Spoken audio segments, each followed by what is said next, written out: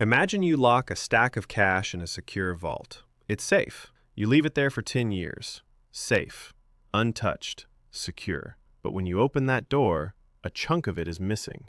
No one broke in. The number of bills is the same, but the value? That was sucked out right through the door. We call this safety, but in finance, we call him the inflation bandit. And right now, he is in your pocket, and you don't even feel it.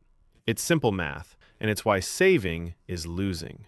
Let's look at the crime scene. Think of your money not as paper, but as a shopping cart. Every year, the government prints more paper, but the factory makes the same amount of stuff. More paper chasing the same stuff means the paper is worth less. When you stick cash in a sock drawer, you are betting prices won't go up. It's a bet you are guaranteed to lose. Let's use real numbers. In 20 years, the dollar lost 40% of its muscle. The bank statement says you're rich. The grocery store says you're broke. This is the silent tax. It hurts the saver the most. Wealthy people know that cash is like an ice cube. If you hold it, it melts. You have to move it to keep it frozen, but you are scared. You have loss aversion. You think keeping cash is safe because the number doesn't change. But staying in cash is a guaranteed loss every year. That is not safety. That is a slow leak in your tire. You aren't avoiding risk. You are accepting a guaranteed defeat. So, how do we beat the bandit? You need to convert your cash into things that grow.